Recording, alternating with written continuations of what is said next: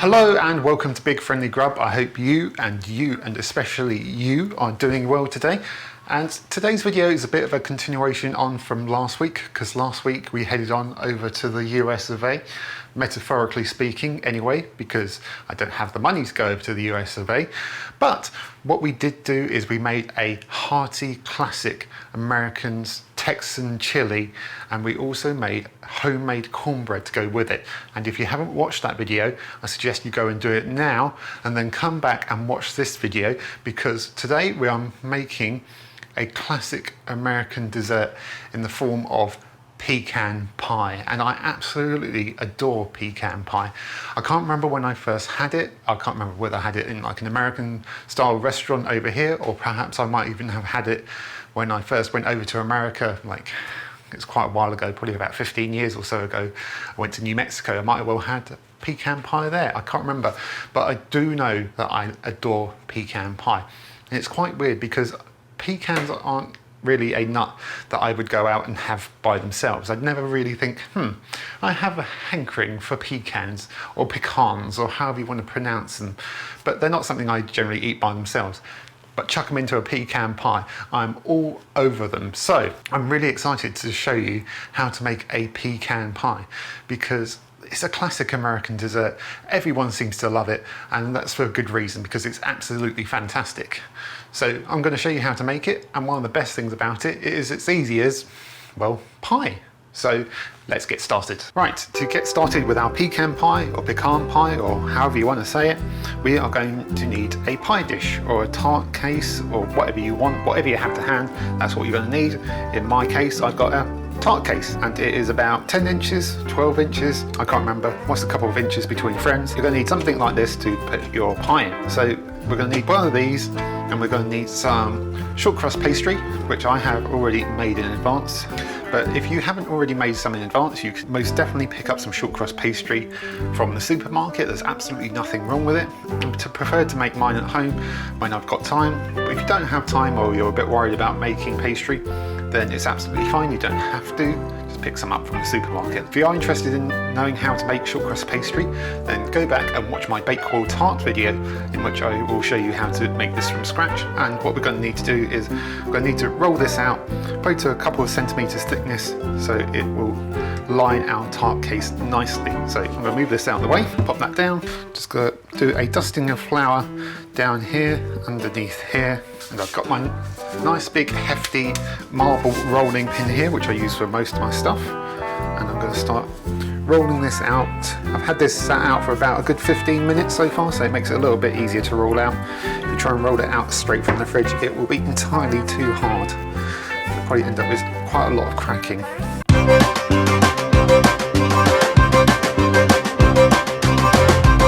So that is all rolled out to a nice thickness. It is a good inch or two bigger than our tart case. So what we will now have to try and do is carefully, he says, to roll this up over onto our rolling pin, and gently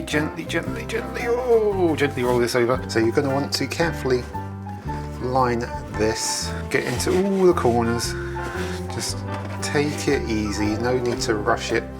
You want to line this perfectly, or as perfectly you possibly can. Now you have a choice here. You can blind bake this if you want to, which means to pop this in the oven to cook it for a bit, making sure that this firms up the case before you put your filling in.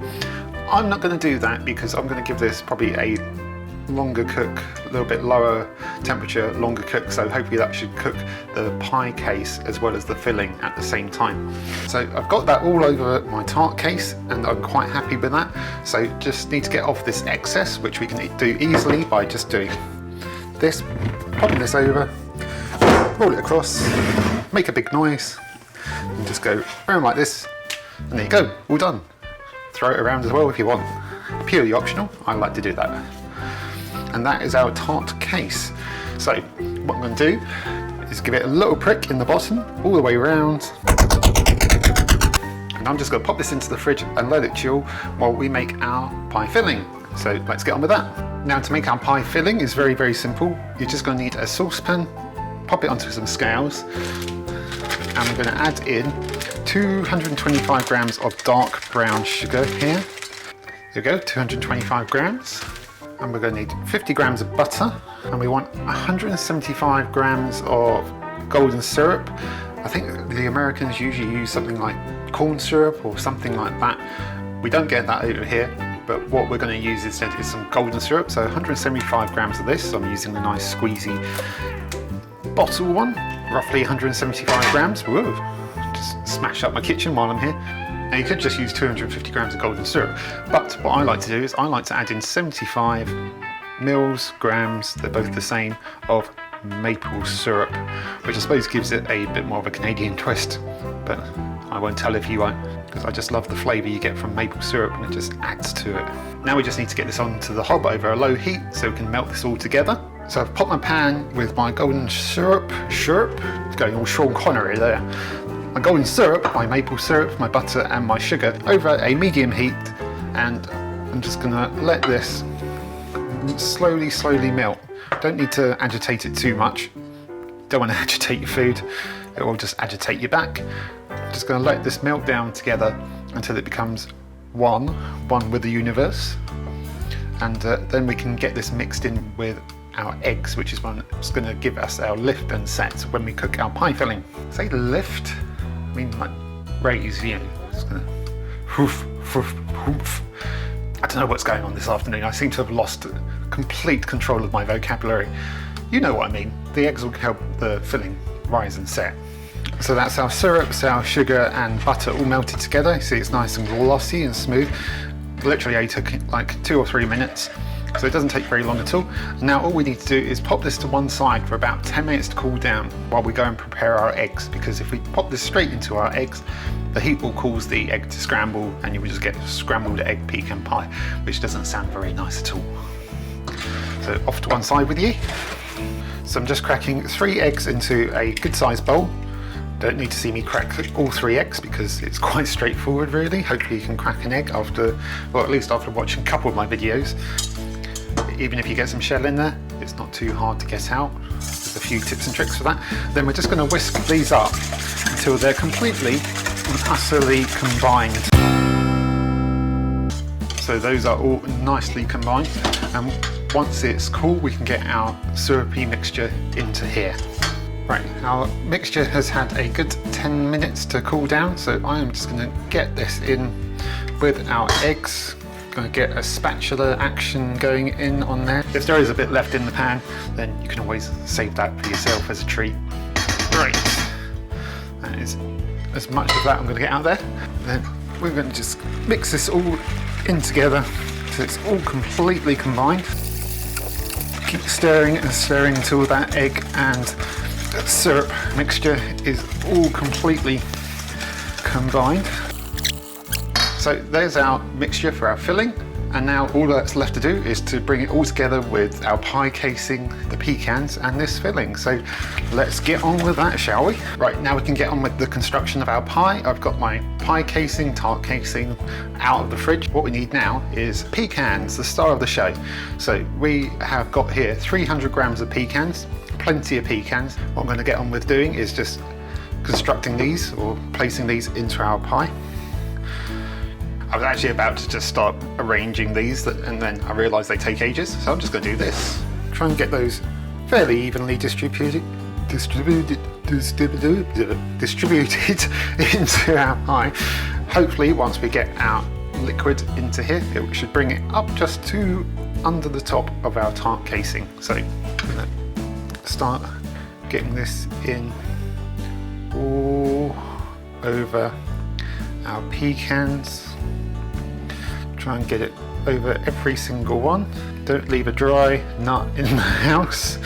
Well, another turn of phrase which doesn't sound so weird.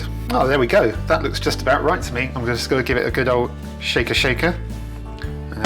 Give a tapper, as Chef John from Food Wishes would say. I don't know if any of you have watched him, but he's very, very good. That looks really good to me. That looks absolutely perfect.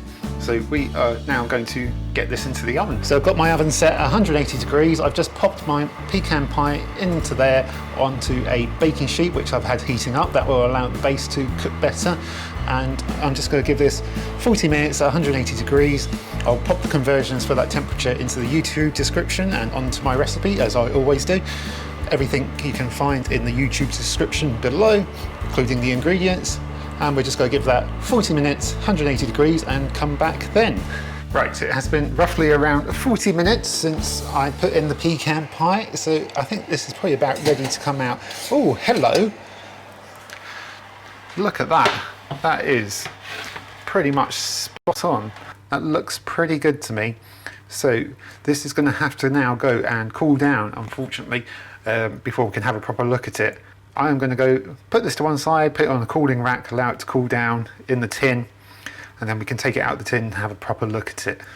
But that looks very, very good to me. Right, this has now had time to cool, probably a good hour or so, and it's looking absolutely fab. The moment of truth is trying to get this thing out of the pie dish, and hopefully, because this is a loose bottom dish, it will do so with hopefully not too much trouble. So what I'm going to do is I'm going to get a glass. Look, this is one of my only clean glasses at the moment. Please don't judge me. All the other ones are in the dishwasher. And then what I do is pop that in the create a huge noise, and there you go. You can see that is looking stonking. It's looking really, really good. That is a perfect crust, if I do say so myself. That is looking great. So all I've got left to do really is to try and get this onto a plate or something. So I'm going to try and do that without dropping this or anything else. So that is looking really, really good. So I'll be back in a moment. There we go. One gorgeous looking pecan pie. Now usually we're at the point where I would probably delve into this and taste it, and believe me, I really, really want to taste it right now. But I'm going to be taking this to work tomorrow, so I'm going to have to hold off until tomorrow to cut into this thing to show you how it looks. If I cut into this right now, I will probably just eat this whole thing. Eat this whole, gosh darn it, pie right here, right now. If I do say so myself. Don't know what was going on there. I was trying to go a bit southern, but couldn't. Never mind. Forget that ever happened. Anyway, but this is looking fantastic. It smells fantastic. It's got that characteristic pecan pie smell, which if you've ever had before, you will recognise. If you haven't had before, you will come to recognise it once you have made this. And I do suggest you make it because it is fantastic. And as you could see, it is so easy. That did not take very long at all. It's so simple. Honestly, give it a go. I implore you. You will taste fewer better desserts than this, unless you're allergic to nuts, in which case, I'm sorry. If you're not allergic to nuts, then by all means, that nearly ended badly. Yes, but if you aren't allergic to nuts and you love pecan pie, or you just really want to give it a go, then please do. If you do give it a go, let me know how it turns out. If you enjoyed the video, then give the video a like. If you're enjoying what I'm doing, give the channel a subscribe, all that usual stuff. And otherwise, I will see you on the very next Big Friendly Grub. Take care, guys. I'm going to go put this down very carefully.